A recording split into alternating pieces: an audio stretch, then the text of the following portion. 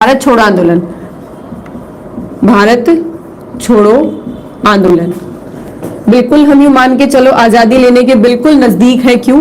क्योंकि भारत छोड़ो आंदोलन में हमें एक तरह से गांधी की तरफ से पूरी हरी झंडी मिल गई थी कि जो मर्जी है वो करो, अब हमें पूरी तरह से आजादी चाहिए। ठीक है, चलो देखो, हालांकि पूर्ण स्वराज की मांग तो 1929 में ही हम लोगों ने कर ली थी, परंतु कहते हैं ना स्टार्टिंग में से किसी चीज की डिमांड करते हैं तो इतना सक्रिय रूप में हम लोग काम नहीं कर पाते हैं, परंतु धीरे धीरे आते आते वक्त जो है वो सब कुछ सिखा देता है। जब आपके अगस्त प्रस्ताव आया और अगस्त प्रस्ताव से आप नाखुश थे, परंतु फिर भी गांधी जी ने एक धैर्य दिखाते हुए एक शांतिपूर्वक उन्होंने व्यक्तिगत सत्याग्रह को शुरू किया कि कोई बात नहीं, अंग्रेज जो है इस वक्त युद्ध में व्यस्त हैं, तो उन्हें हम लोग बड़ा आंदोलन बड़ा विद्रोह करेंगे नहीं, ठीक है, उन्हें परेशान नहीं करेंगे, परंतु ये जरूर जता देंगे कि हम भारतीय जो है वो अगस्त प्रस्ताव से खुश नहीं है। तो ये व्यक्तिगत सत्याग्रह करके उन्होंने विरोध जताया, परंतु शांतिपूर्ण विरोध जताया, कोई बड़ा आंदोलन उन्होंने शुरू नहीं किया।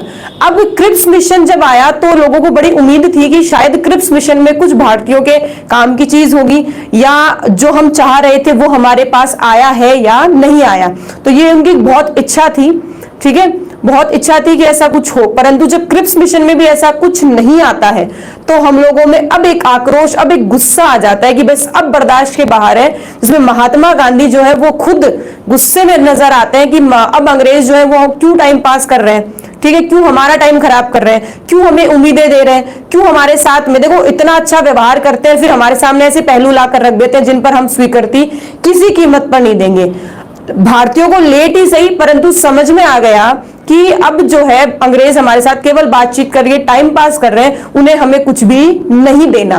तो देखो ध्यान से सुनना, क्रिप्स मिशन आने के बाद में आपके यहाँ मार्च 1942 में क्रिप्स मिशन आता है, मार्च 1942 में क्रिप्स मिशन आता है, उसको हम स्वीकृत नहीं करते, उस पर असहमति जताते हैं और उसको वापस लौटा देते हैं। ठीक है, वापस क्या करते हैं, हम उसको लौटा देते हैं। अब लौटाने के बाद अगर हम बात करें, ठीक है, क्रिप्स मिशन को हम लौटा देते हैं और क्रिप्स मिशन को लौटाने के बाद ध्यान से सुनना क्या हुई है घटना।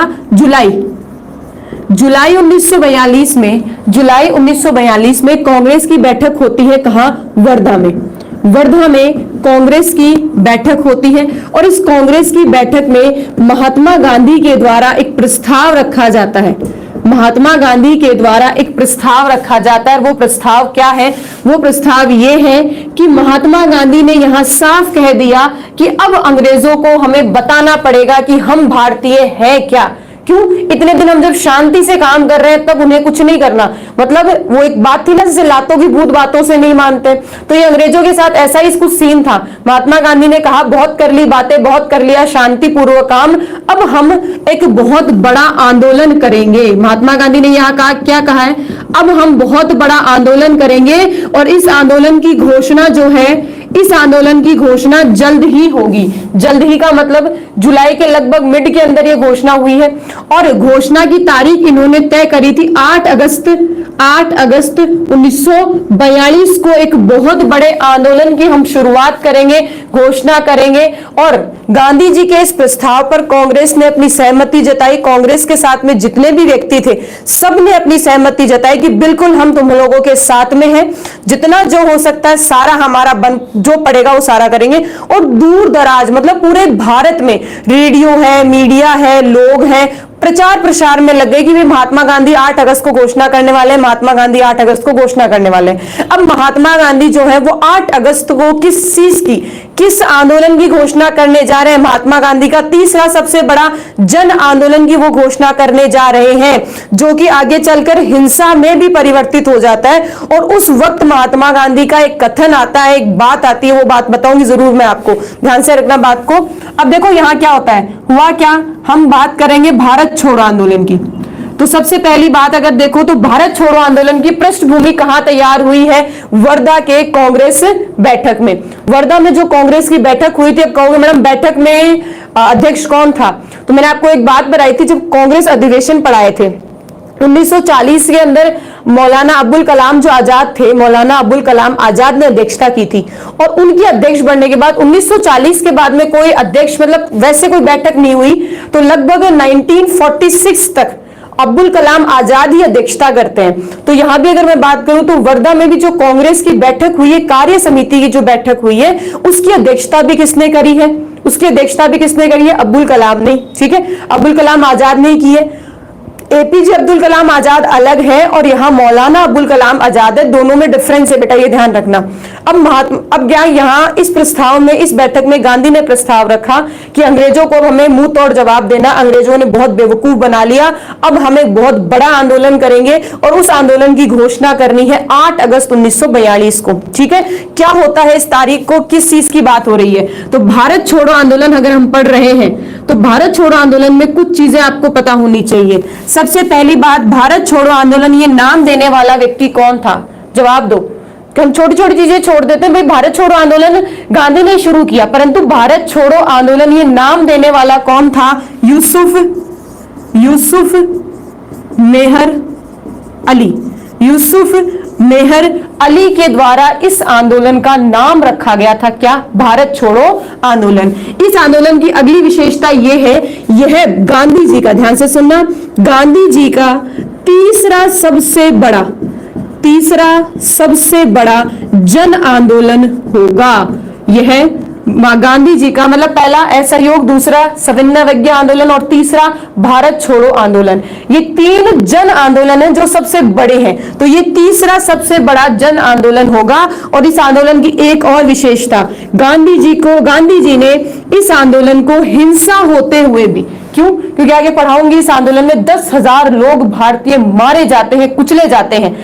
ठीक है, अंग्रेज भी बहुत सारे मारे जाते हैं, ऐसी बात नहीं है। हिंसा होते हुए भी महात्मा गांधी ने इस आंदोलन को वापस नहीं लिया था। तो तीसरा सबसे बड़ा जन आंदोलन जिसे वापस नहीं लिया गया था। अच्छा, इस आंदोलन की घोषणा कब हुई है?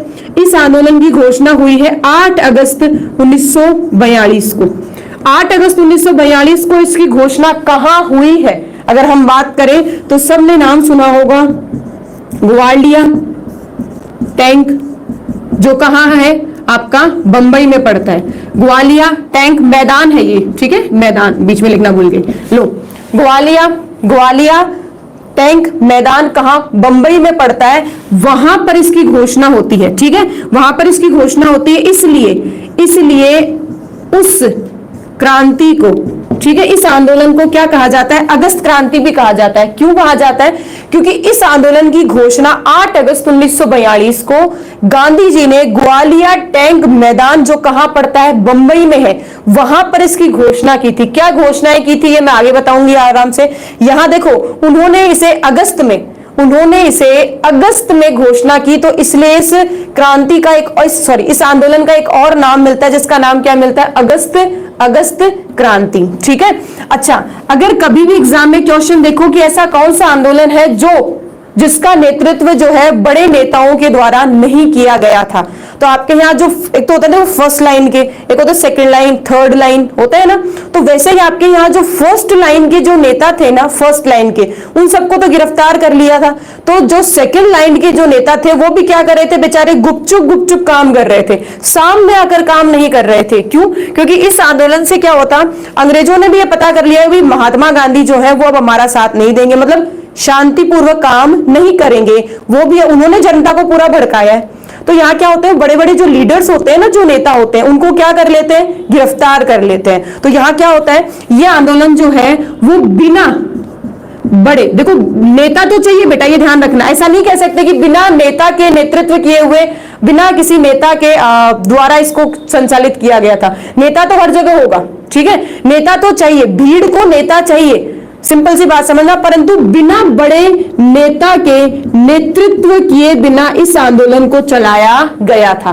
तो ये सबसे बड़ी बात थी। ठीक है, नेतृत्व विहीन नहीं कह सकते इसको, नेतृत्व कोई ना कोई करता है। भाई आपने जैसे कि राम मनोहर जी हैं, आपके उषा मेहता है, सुचेता कृपलानी है, ऐसे करके बेटा बहुत सारे नेता हैं जिन्होंने बैक रहकर काम किया है। नेतृत्व करने वाले चाहिए, ठीक है, परंतु जो बड़े लीडर्स थे ना, महात्मा गांधी है, राजेंद्र प्रसाद है, जवाहरलाल नेहरू है, तो ये जो बड़े लीडर्स जो है ना, उनको पकड़कर जेल में डाल दिया था। ये बड़े लीडर्स जो है ना, ये नेतृत्व नहीं कर पाए थे। नेतृत्व तो किसी ना किसी ने किया ही होगा ना, बिना नेतृत्व किए अगर हम सिंपल सी बात देखें तो पॉसिबल नहीं है कि जनता एक रास्ते पर चल पाए, कहीं ना कहीं भटकाव जरूर होता है। हाँ, लीडर्स छोटे थे, सेकेंड लाइन के लीडर्स थे, पर लीडर्स जरूर थे, नेतृत्व किया, परंतु बड़े नेताओं ने नहीं, छोटे नेताओं ने किया। बात यहां तक क्लियर हो गई समझ में?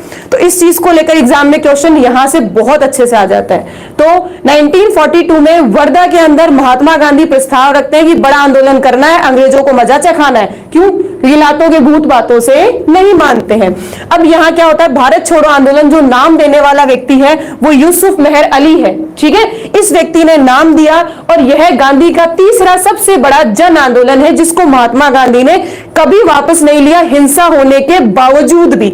10,000 भारतीय लोग मारे गए हैं और न जाने कितने अंग्रेजों को मारा गया, उसके बावजूद महात्मा गांधी अपनी बात पर अड़े रहे। अब देखो 8 अगस्त 1942 को 8 अगस्त 1942 1942 में ग्वालियर टैंक मैदान बंबई में, ध्यान से ध्यान रखना, ग्वालियर टैंक मैदान बंबई में महात्मा गांधी ने 1 घंटे और 10 मिनट का भाषण दिया और उस 1 घंटे और 10 मिनट के भाषण ने पूरे देश के अंदर राष्ट्रवाद की भावना जो है वो पैदा कर दी। यहां जनता को उन्होंने, मतलब महात्मा गांधी को कहीं ना कहीं ये आभास हो गया था कि शायद इस भारत छोड़ो आंदोलन में हम लोग जो है, बड़े नेता जो है वो इसका नेतृत्व नहीं कर पाए, इसलिए उन्होंने जनता को उसी दिन, मतलब 8 अगस्त को ही उनके दिलो दिमाग पर, उनके दिलों में ये जगा दिया था कि जो करना है तुम्हें करना है। मतलब यहां आगे चलकर एक बात बताऊंगी, महात्मा गांधी जी ने 3 जो घोषणाएं की है ना, उन एक घोषणाओं में से ये घोषणा थी कि इस आंदोलन में हर व्यक्ति अपना नेता होगा। ये बात उन्होंने क्यों कही होगी? क्योंकि उन्हें लगा होगा कि अंग्रेज जो है वो चुप तो बैठेंगे नहीं और इस तरह का गांधी का ये रूप जरूर देखकर वो हिल जाएंगे। और यही अंग्रेजों के साथ हुआ था। ये रूप देखकर गांधी का पूरे अंग्रेज हिल गए थे, बोले ये क्या कर दिया गांधी ने। गांधी जी जो है वो कहीं अहिंसा के पुजारी थे, चुपचाप काम कर रहे थे, अब अचानक उन्होंने इतनी बड़ी जनता, क्योंकि ये मैदान बहुत बड़ा है और इस मैदान में पूरी जनता खचाखच भर गई, लोग रेडियो पे सुन रहे हैं, समाचार पत्रों के माध्यम से इनकी चीजों को पढ़ा गया, समझा गया, तो बहुत प्रचार प्रसार हुआ था इसका, बहुत। क्योंकि अब जो है लोग, सिंपल से समझो, जनता को अगर शांति से कोई काम करने के लिए कहे ना तो जनता फिर भी हिचकिचाती है। मैं तुम्हें ये कहूं कि बेटा कल हम लोग शांतिपूर्वक आंदोलन करेंगे तो आप लोग नहीं आओगे, मैं कहूंगी अपन लोग बड़ा एक जन आंदोलन करेंगे, उसमें सरकार को बताएंगे हम क्या है, हमारी पावर क्या है। तो मुझे एक बात बताओ, तुम लोग आओगे या नहीं आओगे? मुझे पहले पता है, आप तो इंतजार करोगे मैडम बताओ कब आना है। तो यहाँ गांधी जो है वो हिंसा से लोगों को, अहिंसा से लोगों को जोड़ रखा था आंदोलन में। अब तो वो सीधा, प्रत्यक्ष नहीं अप्रत्यक्ष रूप में वो लोगों को क्या कर रहे हैं, हिंसा भी करो, कुछ भी करो, अब हमें आजादी चाहिए, भारत छोड़ो, ठीक है। अंग्रेज जो है वो भारत छोड़ो, कुछ भी करो, अंग्रेजों को भारत से भगाना है, खदेड़ देना है। इस चीज की बात इस मैदान में की गई थी। ध्यान रखना, आपके जो भारत छोड़ो आंदोलन है इसे अगस्त क्रांति भी कहा जाता है, ये इसका दूसरा नाम है। ये क्या है? इसका दूसरा नाम है अगस्त क्रांति। भारत छोड़ो आंदोलन का दूसरा नाम क्या है? अगस्त क्रांति। अच्छा, ये बिना बड़े नेताओं के नेतृत्व किए बिना इस आंदोलन को चलाया गया था। चलो, ये यहां तक चीजें क्लियर होती है। अब देखो हुआ क्या है। अब ये जो मैदान में 8 अगस्त को जो महात्मा गांधी ने जो भाषण दिया 1 घंटे 10 मिनट का, ठीक है, जिसे आप कह सकते हो 70 मिनट का ये जो भाषण था, इस भाषण में महात्मा गांधी ने ऐसा क्या कह दिया जिससे पूरी जनता जो है वो बिना महात्मा गांधी के नेतृत्व किए बिना पूरे लगभग साल 2-3 साल उन्होंने इस आंदोलन को चलाया है, बढ़ चढ़कर लोगों ने इसमें भाग लिया है। क्या कह दिया उस दिन महात्मा गांधी ने? ध्यान से सुनना। 8 अगस्त को महात्मा गांधी ने जो भाषण दिया, ठीक है, महात्मा गांधी का भाषण, तो महात्मा गांधी के भाषण में उन्होंने जो मुख्य घोषणाएं की हैं वो ध्यान से सुनना। सबसे पहली उनकी जो घोषणा थी वो घोषणा थी अंग्रेजों भारत छोड़ो। सबसे पहली घोषणा क्या थी? अंग्रेजों भारत छोड़ो, अंग्रेजों भारत छोड़ो, ठीक है, अंग्रेजों भारत छोड़ो। इस आधार पर हम लोग भारत छोड़ो आंदोलन जो है वो प्रारंभ करेंगे। तो पहली घोषणा ये। दूसरी घोषणा जो आप सबको पता है बेटा, करो या मरो का नारा दिया था यहां महात्मा गांधी ने, करो या मरो। इससे साफ पता चल रहा है कि अप्रत्यक्ष रूप में महात्मा गांधी मरो या मारने, मतलब मारने की उन्होंने बात नहीं की थी, खुद के मरने की बात की थी उन्होंने, कि अगर आपको लगता है कि देश प्रेम में, देशभक्ति में अगर आपको कहीं अपनी जान भी गंवानी पड़े तो 1 मिनट मत हिचकिचाना, ठीक है। यहाँ करो और मरो का जो नारा था वो बहुत ज्यादा प्रसिद्ध हुआ, मतलब इस नारे ने लोगों के अंदर तक व्यक्तियों को हिला दिया। राष्ट्र भावना, राष्ट्र के प्रति जो प्रेम है ना, वो पूरी तरह से एक सुलगा दिया, जगा नहीं दिया, सुलगा दिया एकदम से, कि बस अब हमें हमारे देश को आजाद करना है। क्योंकि महात्मा गांधी को पता था 10 नेता जो है ना वो कुछ नहीं करेंगे, पर ये जो भीड़ है ना ये बहुत कुछ कर सकती है, ये भीड़ जो है वो बहुत कुछ कर सकती है। ये तीसरी घोषणा, जैसे कि मैंने तुम्हें कहा, यहां महात्मा गांधी जैसे कि दूरदर्शी थे, आगे का ये लोग क्या करते थे, देख सकते थे कि क्या होने वाला है। तो महात्मा गांधी को पता था कि मेरे इस रुख को देखकर हो सकता है मैं इस आंदोलन में भाग ही नहीं ले पाऊं, हो सकता है अंग्रेज मुझे पकड़ ले, हो सकता है वो मुझे जेल में डाल दे, पहले भी तो डाला है। तो उन्होंने क्या किया, पहले से प्लानिंग कर दी, हर व्यक्ति के दिल में ये कह दिया कि प्रत्येक व्यक्ति खुद का नेता होगा, उसे खुद का नेतृत्व खुद करना होगा, ठीक है। प्रत्येक व्यक्ति अपना नेता होगा, प्रत्येक व्यक्ति अपना नेता होगा, उसे किसी नेता की जरूरत नहीं है। अब जो मैं तुम्हें कुछ कार्यक्रम होंगे इसमें, आपके जो महात्मा गांधी हैं वो कुछ प्लानिंग देंगे कि आपको ऐसे ऐसे काम करना, ये प्लानिंग यही दे देंगे वो, और इस आधार पर जो व्यक्ति जहां है ना वो उस प्लानिंग को फॉलो करते हुए काम कर सकता है। अब देखो ये तो 3 बड़ी घोषणाएं थी। अगर मैं बात करूं, इसी 8 अगस्त को महात्मा गांधी ने अपने इस 1 घंटे और 10 मिनट के भाषण में, ठीक है, 1 घंटे और लगभग 10 मिनट के इस भाषण में कुछ कार्यक्रम की प्लानिंग दी कि आपको काम कैसे कैसे करना है। महात्मा गांधी ने असहयोग आंदोलन में क्या किया था, सरकारी नौकरियां छुड़वा दी थी, आपके स्कूल कॉलेजेस में उनका बहिष्कार करो, स्कूल कॉलेजेस में मत जाओ, भू राजस्व मत दो, ये बहुत सारी प्लानिंग हुई थी ना। तो महात्मा गांधी को ये पता चल गया था कि भाई पहले मैंने गलती करवाई, सैनिकों से सेना छोड़ने के लिए कह दिया, सरकारी जो सेवक हैं उनसे नौकरियां छोड़ने के लिए कह दिया, बच्चों से स्कूल कॉलेजेस छुड़वा दी, तो शिक्षा को लेकर लोग हम पर ही आ गए। पेरेंट्स कह रहे हैं कि महात्मा गांधी जी आप क्या कर रहे हो, हमारे बच्चे शिक्षित अनपढ़ रह जाएंगे अगर शिक्षा प्राप्त नहीं करेंगे तो इसको लेकर महात्मा गांधी ने एक अलग प्लानिंग की है। अब देखो प्लानिंग अलग हटकर क्या की थी, देखना। पहले उन्होंने प्लानिंग ये कही कि जो सरकारी सेवक है ना, जो गवर्नमेंट ऑफिसर्स हैं, क्योंकि एक बात सिंपल सी समझना, आपके यहाँ जो शिक्षा है उस शिक्षा को डेवलप करने में अंग्रेजों का भी बहुत बड़ा योगदान था, ठीक है। अंग्रेजों ने यहाँ शिक्षा डेवलप इसलिए करी क्योंकि अंग्रेजों को यहाँ काम करने के लिए नौकर चाहिए थे, और नौकर जो है वो उनको वैसे चाहिए जो उनकी सोच, उनकी भाषा और उनके काम के तरीके को जानते हो। और उनकी सोच, भाषा और काम के तरीके को तब जान पाएंगे ना जब वो शिक्षा प्राप्त करेंगे, और सारे के सारे लोग तो विदेश जाकर शिक्षा प्राप्त नहीं करके आ सकते। तो अंग्रेजों ने शिक्षा पद्धति को यही डेवलप किया, ठीक है, वेस्टर्न एजुकेशन को यही डेवलप किया। डेवलप करने के बाद में उनको काम करने के लिए लोग चाहिए थे, और लोगों को भी रोजगार चाहिए था, सिंपल सी बात समझो, ठीक है। तो काम करने के लिए रोजगार चाहिए, इसलिए उन्होंने क्या किया, यहाँ पर लोगों को पढ़ाना लिखाना शुरू कर दिया, और उन्हें कोई क्लर्क की पोस्ट पर, कोई किस पोस्ट पर, हमेशा रखा नीचे वाली पोस्ट पर ही जाता था, रखा नीचे वाली पोस्ट पे जाता था, परंतु काम कौन कर रहे हैं, भारतीय कर रहे हैं। सेना में देखो आप 1:5, मतलब 1 अंग्रेज उस पर 5 भारतीय, हालांकि बाद में चेंज कर दिया था, 1:2 कर दिया था, ठीक है, 1 अंग्रेज 2 भारतीय। फिर भी भारतीय सैनिक क्या थे, ज्यादा थे, और इन भारतीय सैनिकों के द्वारा अपने ही भाइयों पर गोलियां चलवाई जा रही हैं, अपने ही भाइयों के ऊपर लाठी चार्ज करवाए जा रहे हैं, खदेड़ा जा रहा है, उन्हें मारपीट की जा रही है, उनके साथ बदसलूकी की जा रही है। एक भाई जो है वो दूसरे भाई के साथ ऐसा कर रहा है, क्यों, क्योंकि अंग्रेजों ने ये सारी चीजें उन्हें शिक्षा में दी हैं। तो यहाँ क्या है, उन्होंने ये कहा जो सरकारी सेवक है वो है तो भारतीय ही ना, तो सरकारी सेवक अपने नौकरियों से त्यागपत्र मत देना।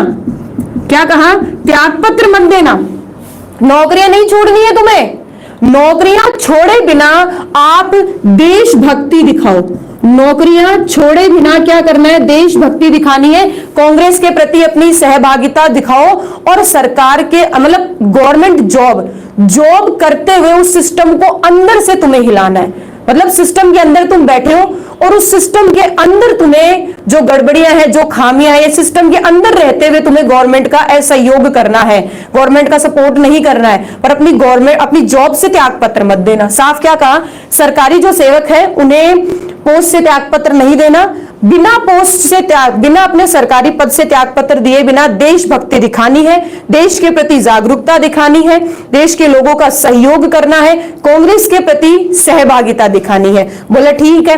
दूसरी प्लानिंग क्या थी, जो सेना है, जो सेना में जो भारतीय लोग हैं, ठीक है, सेना में जो भारतीय लोग हैं वो त्यागपत्र मत देना। सेना जो है वो त्यागपत्र नहीं देगी, तो क्या देगी, त्यागपत्र नहीं देगी, बस खुद से एक वादा कर लेना, अपने भाइयों पर कभी गोली मत चलाना। मतलब क्या है, कितनी बड़ी बात कह दी, सेना से त्यागपत्र मत देना, त्यागपत्र नहीं चाहिए, बस खुद दिल में एक कसम खा लो कि भारतीयों पर गोलियां और लाठियां हम नहीं चलाएंगे, भारतीयों पर गोलियां नहीं चलाएंगे और लाठियां नहीं चलाएंगे, उनके साथ गलत व्यवहार हम नहीं करेंगे। मतलब महात्मा गांधी की प्लानिंग बिल्कुल उल्टी है इस बार। तो लोग सुनकर आश्चर्यचकित रह गए, और सोचो उनकी कहने की शैली इतनी शानदार थी, जहां लोगों ने नौकरियां छोड़ दी थी, ठीक है, और अब इस आंदोलन करने के लिए लोगों के दिमाग में था कि बस अंग्रेजों को तो निकाल फेंकेंगे हम, ठीक है। वहां उन्होंने क्या किया, प्लानिंग को थोड़ा सा मॉडिफाई किया, निकाल फेंकना है परंतु अंग्रेजों के साथ खड़े होकर उन्हें निकालना है, उनसे विपरीत नहीं होना है, उनसे त्यागपत्र नहीं देना, उनके साथ खड़े हो। सेना किसकी, अंग्रेजों की है, कौन, भारतीय। तो अब दिखाओ अपने भारत का प्रेम तुम लोग, कैसे, अपने भारतीय दोस्तों के साथ में अच्छा व्यवहार करके, उन पर गोलियां मत चलाओ, उन पर लाठियां मत चार्ज करो, उनके साथ गलत व्यवहार मत करना। बोले ठीक है। फिर तीसरी बात इन्होंने कही छात्रों को, देखो हर वर्ग को ध्यान से सुनना, हर वर्ग जो है ना, बच्चा है, बुजुर्ग है, सेना है, सरकारी सेवक है, महिला है, सबको आदेश जारी हुए थे। छात्रों को एक ही बात कही महात्मा गांधी ने कि अगर दिल में अगर देश प्रेम की भावना है और इस देश के लिए अपनी पढ़ाई छोड़ने के लिए तैयार हो, तब तक, जब तक हमें आजादी नहीं मिल जाती, बेटा तभी पढ़ाई छोड़ना। अगर तुम्हें लगे कि हमें तो पढ़ना है, पता नहीं ये आजादी कब मिलेगी, तो पढ़ाई मत छोड़ना। मतलब क्या कहा, यहां एक बात कह दी, स्कूल और कॉलेज तब छोड़ना, स्कूल कॉलेज तब छोड़ना जब दिल में देशभक्ति हो, देश के प्रति प्रेम हो, और दिल में यह हो कि आजादी मिलने पर ही पढ़ाई शुरू करेंगे। मतलब अब ऐसा नहीं है कि साल भर में आजादी मिल जाएगी, साल भर में आजादी मिल जाएगी और आप तो स्कूल कॉलेज छोड़ो ना। अब हर बच्चे को दिल से तैयार होना है। अगर कोई बच्चा ये सोचे कि नहीं भाई साहब पता नहीं देश को आजादी कब मिलेगी, मेरे तो साल भर की एजुकेशन है, मैं कंप्लीट कर लूं ग्रेजुएशन, मैं कंप्लीट कर लूं 12वीं, मैं कंप्लीट कर लूं 8वीं, अगर कोई बच्चा ये सोचे ना तो वो पढ़ता रहना, हमें कोई दिक्कत नहीं है उससे। पर जिस बच्चे के दिल के अंदर देश के प्रति प्यार है ना, वो अपनी पढ़ाई तब तक छोड़ने की हिम्मत रखना जब तक देश आजाद नहीं हो जाता, तब तक जब तक देश आजाद नहीं हो जाता। इससे सारे छात्रों में एक मतलब कह सकते हैं एक लहर उठी कि बस पढ़ाई तो अब तभी करेंगे जब देश आजाद होगा। जैसे आप लोगों ने कसम खा रखी है पढ़ाई तो अब तब करेंगे जब कोरोना जाएगा। ठीक है, चलो आगे देखो इन्होंने अगली बात क्या कही है। अगली बात इन्होंने ये कही कि जो भी किसान वर्ग है, ठीक है, मजदूर वर्ग है, किसान को ले लो पहले, तो वही देते हैं। किसान वर्ग जो भू राजस्व दे रहे हैं ना, वो देना बंद कर दो। किसान जो है वो भू राजस्व मत दो, भू राजस्व मत दो। इसी के साथ उन्होंने जो राजा थे ना, देसी रियासतों में जो राजा थे, राजाओं से एक निवेदन किया कि जितने भी राजा हैं वो अपनी प्रजा, ठीक है, उनके नीचे उनके नियंत्रण में जो जनता है उसका साथ दे, उनका साथ दे इस भारत छोड़ो आंदोलन में। और छठी बात इन्होंने ये कही कि जो प्रजा है वो अपने अपने शासकों को, मतलब प्रजा जो है वो अपने अपने शासकों के साथ इस भारत छोड़ो आंदोलन में जुट जाए। मतलब ये नहीं कहा कि राजा तुम्हें नहीं आना या राजा तुम आओ, क्या कहा, राजा अपनी प्रजा का साथ दे, प्रजा अपनी राजा का साथ दे। ठीक है, राजा अपनी प्रजा का साथ दे, प्रजा अपनी राजा के साथ में इस आंदोलन में एक साथ आकर हमारे साथ जुड़ जाए। तो ये बातें यहां तक क्लियर हो गई, समझ में आ गई सारी चीजें।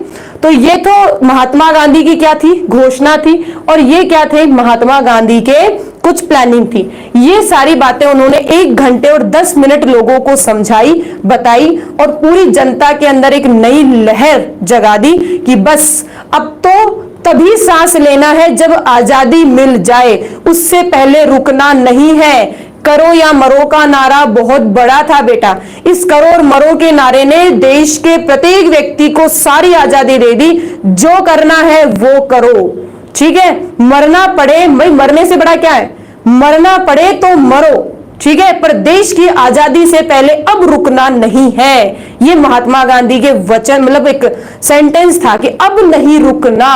जैसे मैं कहती हूँ ना, पढ़ना शुरू कर दिया तो अब नहीं रुकना है, पढ़ना है हमें कंटिन्यू। और इसे देश की जनता के अंदर एक भावना, मतलब मैं कह सकती हूँ ये भाषण अगर नहीं होता ना, महात्मा गांधी की अगर ये लाइनें नहीं होती, तो भारत छोड़ो आंदोलन जो है वो बिना नेता के संभव नहीं हो पाता। बिना जो बड़े नेता थे ना, उनके होना संभव नहीं था। चलो, ये सारी घोषणाएं हो गई, ठीक है, ये सारी घोषणाएं हो गई। अब घोषणा होने के बाद क्या हुआ, 8 अगस्त को ये सारी घोषणा हुई, और घोषणा होने के बाद ये सारे अंग्रेज तो सुन ही रहे ना। अब अंग्रेजों को ये पता चल गया कि भाई बहुत बड़ी गड़बड़ कर दी, और महात्मा गांधी जो है वो अब उस रूप में आ गए जिस रूप में सुभाष चंद्र बोस है, ठीक है, जिस रूप में भगत सिंह थे, जिस रूप में चंद्रशेखर आजाद थे। याद आ गए, महात्मा गांधी जी ने आज वही स्वरूप अपनाया है जो भगत सिंह का था, चंद्रशेखर आजाद का था, सुभाष चंद्र बोस का था। महात्मा गांधी आज उसी स्वरूप में आ गए, और अब महात्मा गांधी को रोकना हमारे लिए बहुत मुश्किल हो जाएगा। तो बोले क्या करें, बोला उठा लो।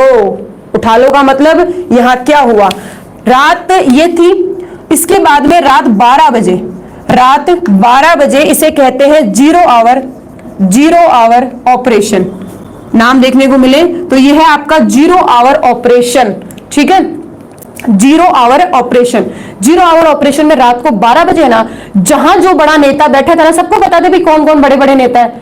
तो जहां जो बड़े नेता बैठे थे ना, महात्मा गांधी है, सरोजिनी नायडू है, राजेंद्र प्रसाद है, जवाहरलाल नेहरू है, ठीक है, जहां जो कोई बड़े बड़े लीडर्स थे ना, जो इस भारत छोड़ो आंदोलन के पूरे सपोर्ट में थे। देखो हुआ क्या है, 8 तारीख को घोषणा हुई है, तो अगली तारीख मतलब 9 अगस्त को सारी भीड़ को जो है वो आंदोलन को अंजाम देना है। यहां 8 अगस्त को आंदोलन का आगाज हुआ है, और 9 तारीख को उसको क्या करना है, मतलब उसको शुरू करना है। तो यहां 9 तारीख को शुरू होने से पहले ही रात को सारे बड़े अधिकारियों को उठाकर क्या कर लिया जाता है, जेल में डाल दिया जाता है। 0 आवर ऑपरेशन में क्या होता है, जितने भी बड़े नेता थे, ठीक है, बड़े नेता थे, उन सबको पकड़कर जो है वो जेल में डाल दिया जाता है, और महात्मा गांधी को आगा खा पैलेस में क्या कर लिया जाता है, नजरबंद कर लिया जाता है। सुनो क्या हो गया, महात्मा गांधी जो थे, महात्मा गांधी प्लस इनके साथ में है सरोजिनी नायडू, वही है, महात्मा गांधी और सरोजिनी नायडू को क्या किया जाता है, नजरबंद किया जाता है।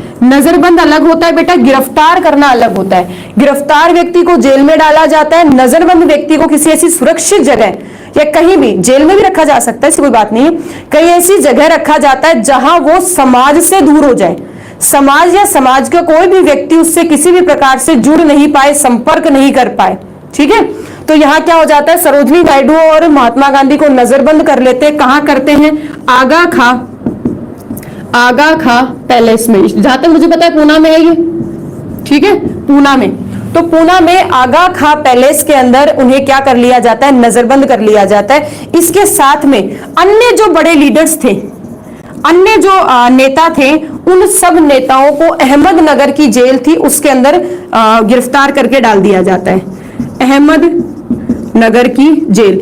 और भी जहां स्थानीय जेलें थी, जहां स्थानीय रूप में अलग अलग नेता जहां भी थे उस वक्त, सबको पूरी रिपोर्टिंग निकाली, पूरी प्लानिंग थी, ठीक है, और सबको एक साथ में, ऐसा नहीं कि अलग अलग रेड पड़ती है ना, वैसा सा सीन हुआ, यूं मान के चलो, सब लोगों को एक साथ पकड़ा, बड़े बड़े लीडर्स जो थे, जो इसमें अंजाम दे सकते थे इसको, चाहे किसी क्षेत्र विशेष ही क्यों ना हो कोई लीडर, सबको एक साथ दबोचा और दबोच कर सबको जेल में डाल दिया। अलग अलग जेल थी, मैं मुख्य कुछ बातें बता रही हूँ। महात्मा गांधी को आगा खा पैलेस में उन्होंने नजरबंद कर लिया था, और जो बड़े बड़े और अन्य लीडर्स थे उनको अहमदनगर की क्या की थी, अहमदनगर की जेल के अंदर डाल दिया था।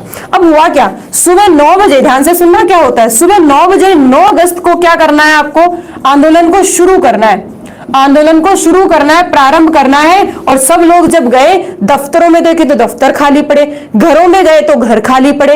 अरे भाई, जनता ने कहा ये क्या हो गया, रातों रात हमारे सारे बड़े नेता गायब हो गए, दफ्तर खाली, घर खाली, कार्यस्थल खाली, मंच खाली, जगह खाली, मैदान खाली। अरे कहां गए हमारे नेता, भाई कुछ नहीं पता चला, इसे जीरो आवर ऑपरेशन तभी तो कहते हैं, रातों रात उठा लेना पूरी तरह से, और किसी को कोई कानो कान खबर नहीं हुआ क्या, क्योंकि जो बड़े नेता लीडर्स जो थे वो प्लानिंग कर रहे थे रात को कि हमें क्या करना है कल सुबह।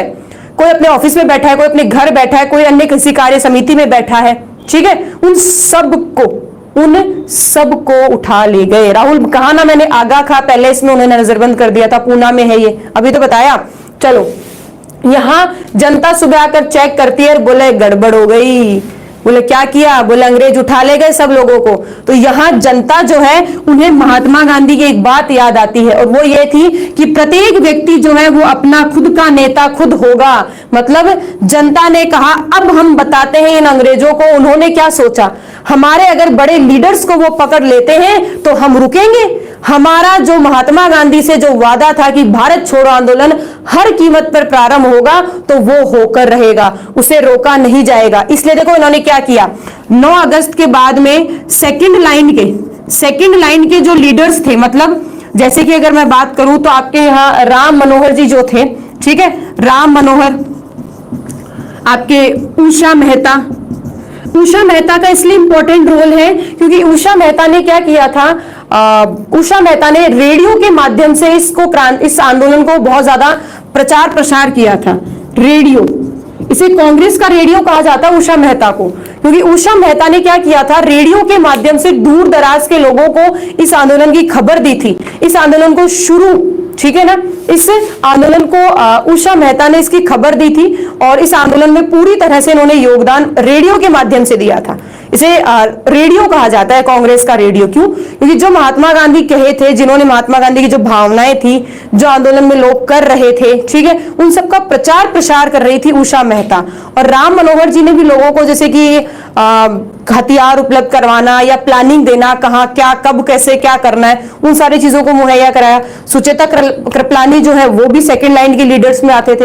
ये सारे जो काम थे ना, ठीक है, ये सारे जो काम थे, ये सारे के सारे काम हैं, ये आपके ये जो अधिकारी कर रहे हैं ना, सेकंड लाइन के लीडर्स, ये चोरी छुपे कर रहे हैं, ये सामने नहीं आ रहे, क्योंकि इस वक्त है ना, इस वक्त अंग्रेज जो है वो इतने ज्यादा दमनकारी हो गए थे, इतने ज्यादा दमनकारी हो गए थे कि जहां जो मिलता ना उसे मारना पीटना शुरू कर देते। मतलब इतनी गोलीबारी करना, बम वगैरह फेंकना, आपके वो आंसू गैस के गोले छोड़ना, मतलब यहाँ पूरी तरह से अंग्रेज जो है ना वो मारने काटने पर उतर आई थी। एक सामान्य जो है वो काम हो ही नहीं रहा था।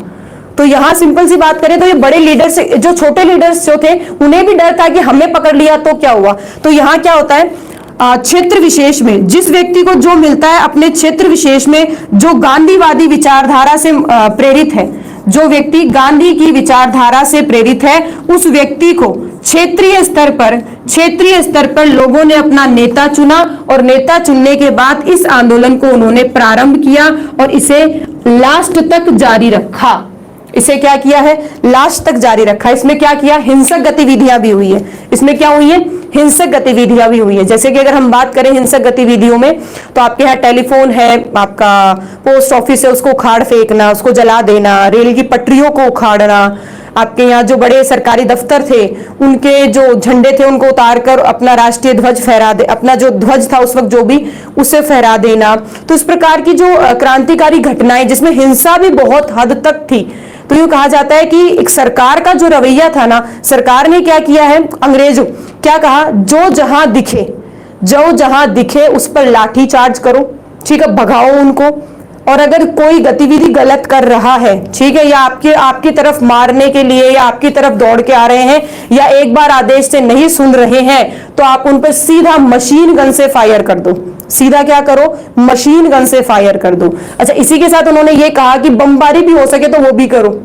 बमबारी से भी अगर बहुत बड़ी भीड़ है और वो छट नहीं रही है तो आप बमबारी करो, बमबारी से भी आप ये काम कर सकते हो। अच्छा, इसी के साथ उन्होंने ये भी कहा कि पुलिस राज चलेगा। पुलिस राज का मतलब क्या होगा, अब जो है वो सीधा पुलिस को जो जैसा सही लगे वो उस टाइम वैसा कर सकती है। मतलब जैसे सैन्य शासन होता है ना, जिसमें आपके ऊपर के अधिकारियों को कोई कंट्रोल नहीं होता, जो सेना है वो करेगी, वैसे पुलिस शासन चला दिया। पुलिस शासन का मतलब क्या होता है, उस क्षेत्र विशेष में जो पुलिस है ना वहां की गतिविधि को रोकने के लिए जो पुलिस करना चाहे वो कर सकती है। बड़े अधिकारियों से आदेश लेने की कोई जरूरत नहीं है। मतलब आदेश लेने में टाइम खराब मत करो, उनको कुचलना शुरू कर दो। उनको क्या करो, कुचलना शुरू कर दो। आदेश लेने में अपना जो है वो टाइम खराब बिल्कुल भी मत करो। तो यहाँ पुलिस शासन शुरू हो गया, बमबारियां शुरू हो गई, मशीन गन शुरू हो गई। और तीसरी सबसे बड़ी बात है, यहाँ अंग्रेजों को उन्हें यूं लगा कि हमने रेडियो को खत्म कर दिया, पर रेडियो जो है वो उषा मेहता ने, एक रशिया के टेक्नीशियन थे, नाम मुझे ध्यान नहीं है, रशिया के कोई टेक्नीशियन थे, उनकी हेल्प से रेडियो को जारी रखा था अंग्रेजों के नाक के नीचे।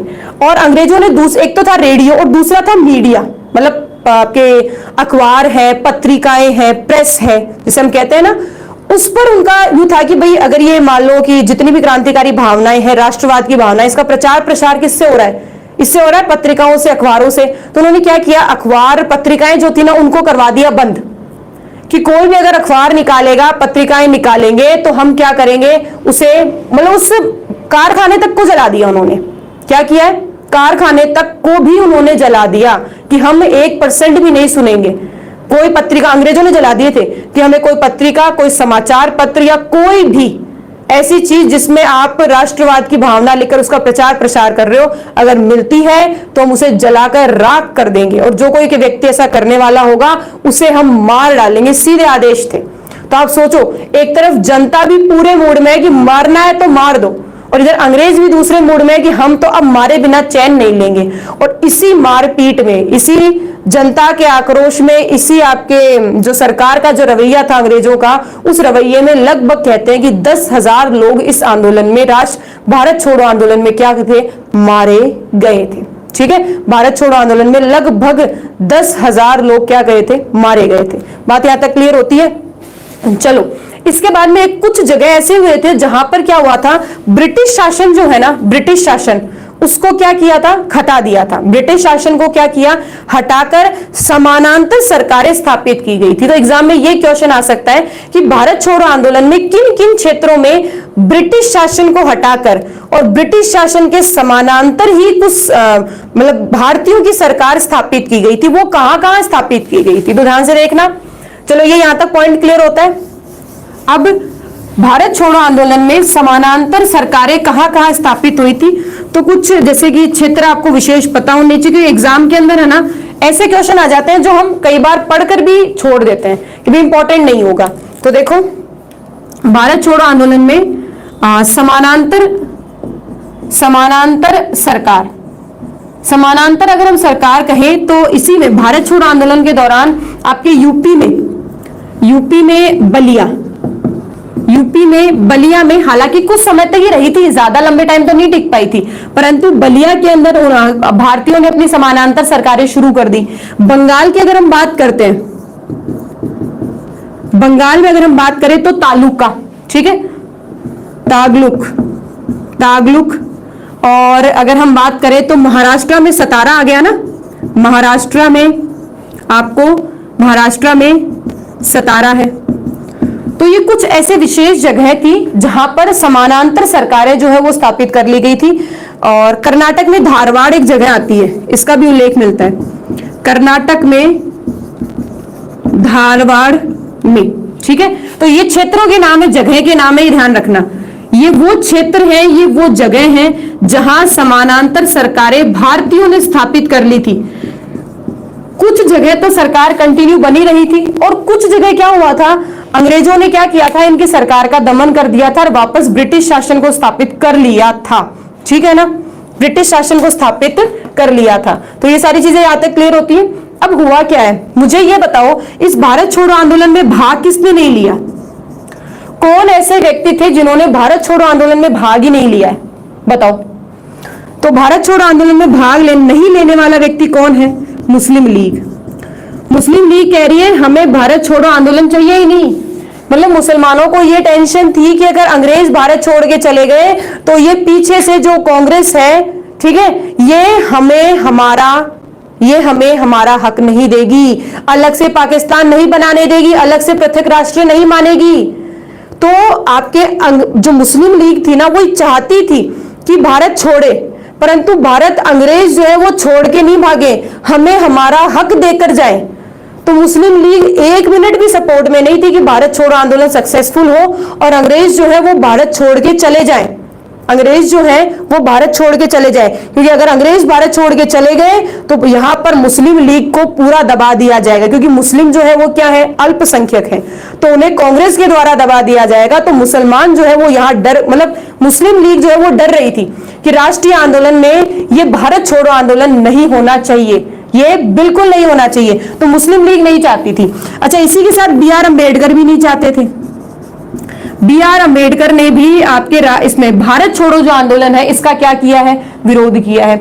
इसी के साथ में आपके जो कम्युनिस्ट हैं, ठीक है, कम्युनिस्ट जो थे यू मान के चलो, इन्होंने विरोध क्यों किया बताओ, इन्होंने भारत छोड़ो आंदोलन का सपोर्ट क्यों नहीं किया है अगर हम बात करें, क्योंकि मैंने आपको ये डिस्कस किया था, पहले बताया है कि कम्युनिस्ट जो है, ठीक है, जो साम्यवादी लोग हैं, इन्होंने भारत छोड़ो आंदोलन का साथ क्यों नहीं दिया, क्योंकि मैं पहले पढ़ा चुकी हूँ ये वाला पॉइंट, और शायद एक बार ही नहीं 2 जगह डिस्कस किया मैंने ये बात। इन्होंने साथ क्यों नहीं दिया, जो ये साम्यवादी जो है उन्होंने मना क्यों किया भारत छोड़ो आंदोलन के लिए, इन्होंने इसलिए मना किया क्योंकि ये सारे दिशा निर्देश कहां से ले रहे हैं, रूस से। कहां से ले रहे हैं, रूस से ले रहे हैं। अब रूस किसके साथ खड़ी है, ब्रिटेन के साथ खड़ी है। रूस किसके साथ खड़ी है, ब्रिटेन के साथ खड़ी है। तो जब इस भारत के साम्यवादी रूस के साथ है तो देखा जाए तो अंग्रेजों के साथ है, तो जब वो अंग्रेजों के साथ है तो भारत छोड़ो आंदोलन का वो सपोर्ट कभी भी नहीं करेंगे, ठीक है। तो साम्यवादी लोग जो है वो रूस के साथ खड़े, रूस अंग्रेज ब्रिटेन के साथ खड़ी है। और दूसरे विश्व युद्ध की बात हो रही है, ये जो बच्चे पहली बार देख रहे हैं क्लास को, दूसरे विश्व युद्ध के साथ खड़ी है यहाँ पर ब्रिटेन। तो जब ये दोनों एक साथ हैं तो ये इसका विरोध नहीं कर सकती है। तो इन तीनों ने आपके भारत छोड़ो, हालांकि इसके अलावा भी छोटी मोटी पार्टियां और थी, पर ये 3 प्रमुख हैं जिन्होंने आपके भारत छोड़ो आंदोलन के अंदर भाग नहीं लिया है, ठीक है। पूंजीपति देखो यहां इस तरह मत बांटो पूंजीपति, पर ये साम्यवादी लोग थे। ये साम्यवादी पूंजीपति में क्या डिफरेंस था, समाजवादी क्या थे, ये सारी चीजें मैंने आपको पहले अच्छे से पढ़ाई है, ठीक है ना।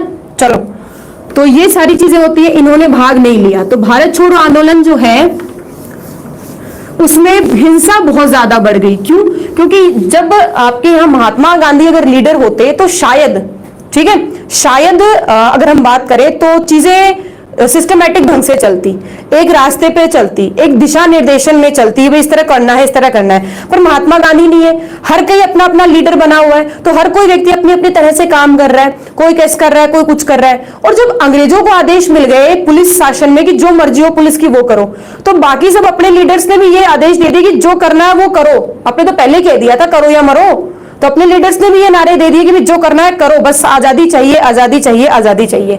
अब अंग्रेजों को हुआ क्या, अंग्रेज कितने मान लो, लाख, कितने मानोगे तुम लोग, लाख, पर मुश्किल से लाख। अब हम लोग यहाँ सैकड़ों, हजारों, करोड़ों की जनसंख्या में हम लोग हैं भारतीय, ठीक है। अब हम सैकड़ों की जनसंख्या में, तो हमारा ये अंग्रेज क्या बिगाड़ लेंगे अगर हम एक साथ खड़े हो जाते हैं। तो अंग्रेजों की ये बात समझ में आ गई कि अब भारतीयों की इच्छा के विरुद्ध हम कुछ नहीं कर सकते, हमें अब इंडियंस का सपोर्ट करना पड़ेगा। और धीरे धीरे उन्हें यह कल भी आ गई थी, परंतु प्रधानमंत्री चर्चिल है वो मजे ही देख रहा है, वो काम नहीं करेगा, ठीक है। चर्चिल है वो काम नहीं करेगा, वो मजे देख रहा है चुपचाप कि भाई ये कुछ नहीं करने, आपस थोड़े दिन तो हमारा विरोध करेंगे, फिर हिंदू मुसलमान आपस में लड़ लेंगे और काम खत्म। तो चर्चिल तो बैठे बैठे मजे देख रहा है।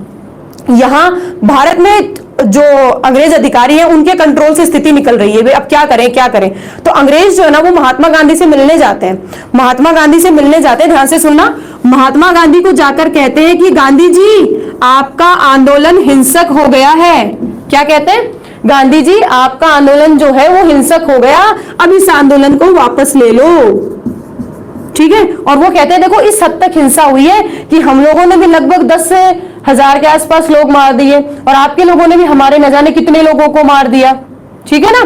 तो यहाँ क्या कहा, हिंसक गतिविधियां हो रही हैं, आप वापस ले लो। तो यहाँ महात्मा गांधी ने एक बात कही थी, सुनना ध्यान से। महात्मा गांधी ने कहा था अगर अहिंसा और हिंसा में से किसी को चुनना हो, अगर अहिंसा और अगर हिंसा में से किसी को चुनना हो तो मैं अहिंसा को चुनूंगा, परंतु अगर मुझे कायरता व हिंसा में से किसी एक को चुनना हो तो मैं किसको चुनूंगा? अब जवाब दो फटाफट।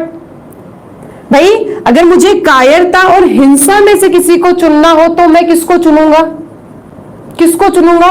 तो यहां महात्मा गांधी ने कहा था, मतलब खुद ने कहा था कि अगर अहिंसा में से हिंसा चुननी हो तो मैं अहिंसा चुनूंगा, और अगर मुझे कायरता और हिंसा में से कुछ चुनना हो तो मैं हिंसा चुनूंगा।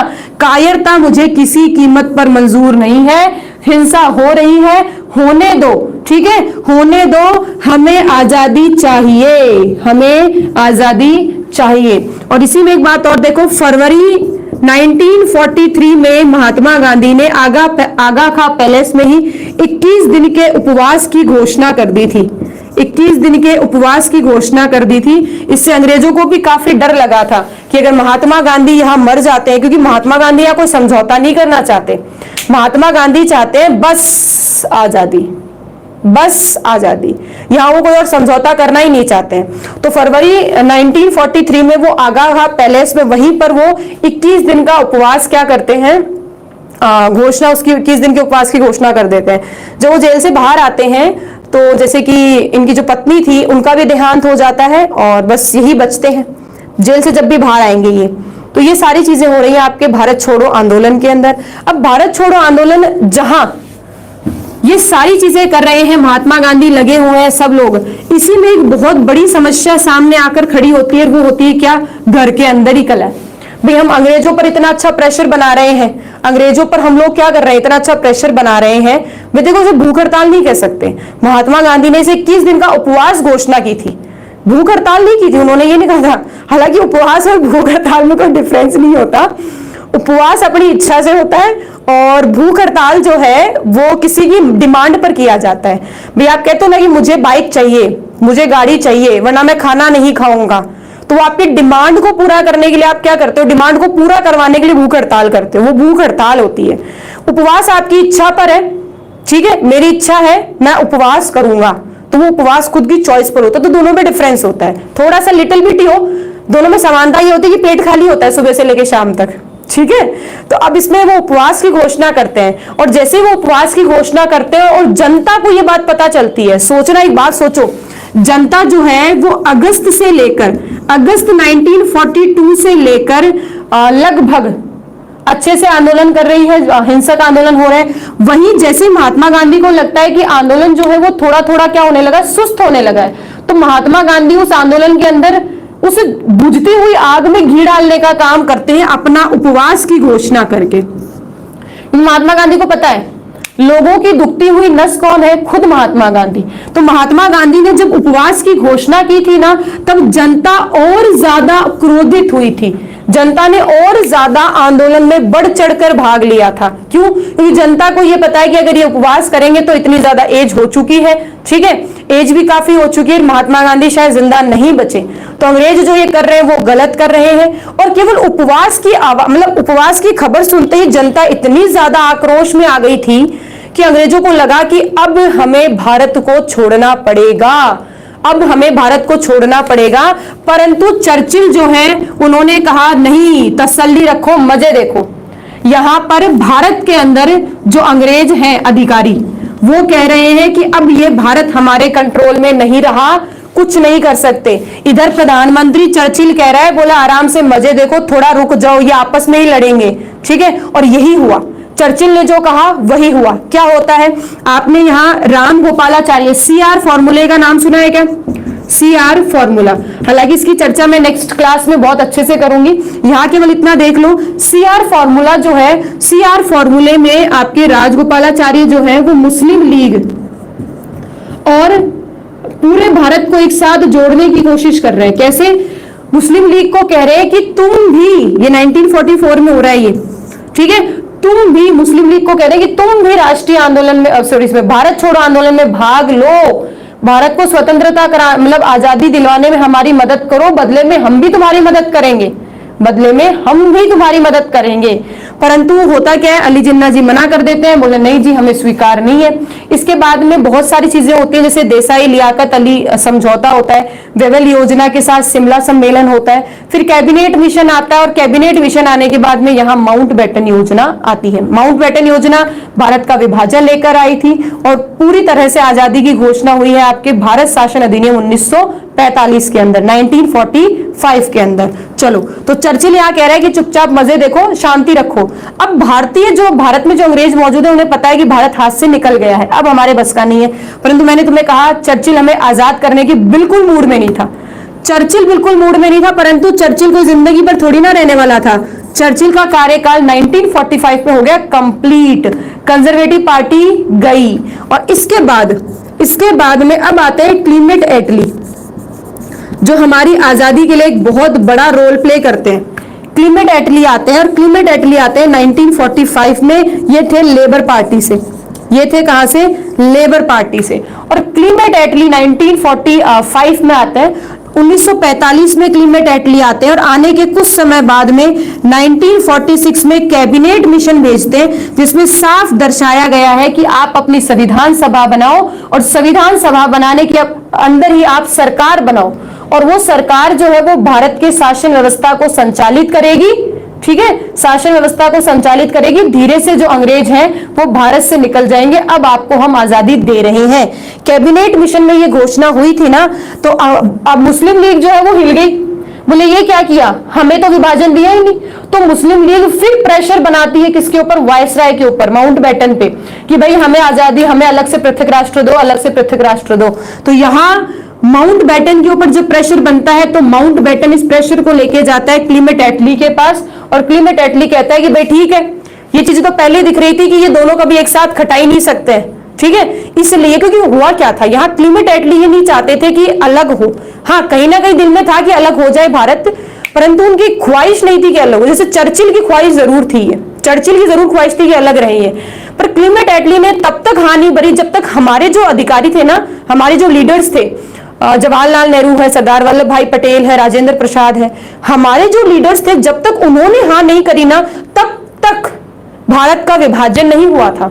परंतु जब आपके यहाँ मुस्लिम लीग ने बहुत ज्यादा प्रेशर बनाया और संविधान सभा में पहली बैठक में मुस्लिम लीग उपस्थित नहीं हुए, तब हमें अकल आ गई कि ये मुसलमान अब हमारे साथ काम नहीं करेंगे। क्यों? क्योंकि मुसलमानों ने बहुत परेशान किया।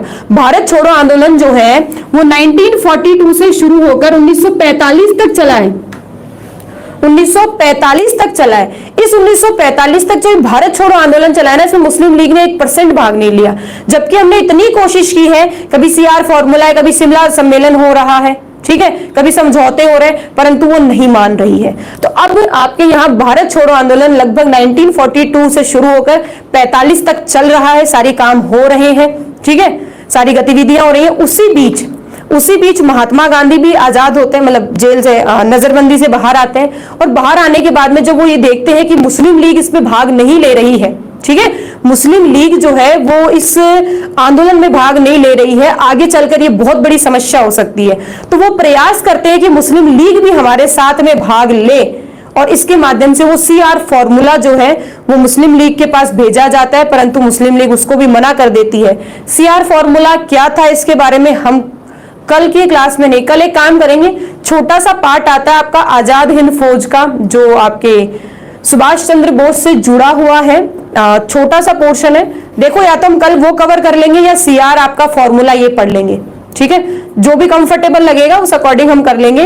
क्योंकि आजाद हिंद फौज की जो बात है वो, हालांकि जब मैं तुम्हें सुभाष चंद्र बोस पढ़ाऊंगी, उनका समय, उनका मृत्यु, जन्म, उनकी स्टडी, उनका काम, उनकी और क्रांतिकारी गतिविधियां, उनकी और सारी चीजें जब मैं पढ़ाऊंगी, उसी वक्त हम आजाद हिंद फौज को भी पढ़ लेंगे, ठीक है। तो एक बार आपके ये जो चल रहा है सीआर फॉर्मूला, वेवेल योजना, शिमला समझौता, ये छोटी मोटी बीच में कुछ घटनाएं हुई हैं जिनसे एग्जाम में इक्का दुक्का क्वेश्चन आ जाता है, तो ये सारी चीजें डिस्कस कर लेंगे हम, और उसके बाद में सुभाष चंद्र बोस के टाइम पढ़ लेते हैं आजाद हिंद फौज, वो देख लेना, कल की क्लास में जो अपन टॉपिक पढ़ेंगे आराम से आपको बता दिया जाएगा। इसी के साथ आपका आज भारत छोड़ो आंदोलन जो है वो मेरी तरफ से कंप्लीट होता है, और इतना ही कहती हूँ, भारत छोड़ो आंदोलन जो है वो बड़े नेताओं के बिना हुआ शुरू, और हिंसक गतिविधियां होते हुए भी महात्मा गांधी ने इसमें पूरा योगदान दिया है कि ठीक है, जो करना है वो करो, और ये एक ऐसा बड़ा आंदोलन था, यूं मान के चलो इसके बाद में आपको कोई बड़ा आंदोलन देखने को नहीं मिलेगा, इसके बाद आपको कोई बड़ा आंदोलन देखने को नहीं मिलेगा, सीधा का सीधा जो छोटी मोटी घटनाएं होंगी ना, भारत छोड़ो आंदोलन के बाद में अपन सीआर फॉर्मूला पढ़ेंगे, देसाई लियाकत का समझौता, वेवेल योजना, शिमला समझौता, ठीक है, शिमला सम्मेलन, और उसके बाद सीधा आएगा कैबिनेट मिशन, माउंटबेटन योजना, और लगभग 2 क्लासेस में आपका ये राष्ट्रीय आंदोलन कंप्लीट हो जाएगा। देखा जाए तो भारत आपके यहाँ भारत छोड़ो आंदोलन ये राष्ट्रीय आंदोलन का अंतिम आंदोलन आप मान सकते हो जो उन्होंने बड़े रूप में किया था। इसके बाद में उन्हें आंदोलन करने की जरूरत ही नहीं पड़ी, क्योंकि जो उन्हें चाहिए था वो उन्हें कैबिनेट मिशन के द्वारा मिल गया था। और कैबिनेट मिशन के बाद में 1945 के मतलब आपको जो भारत शासन जो अधिनियम आया था, उस अधिनियम के माध्यम से एक तरह से पूरी तरह से आजादी जो थी वो घोषणा हो ही गई थी कि आप आजाद हो, जो मर्जी है वो कर लो, क्या दिक्कत है। ठीक है, तो ये इस तरह आपकी जो भारत छोड़ो आंदोलन है वो कंप्लीट होता है। बाकी चीजें हम लोग कल पढ़ेंगे। अभी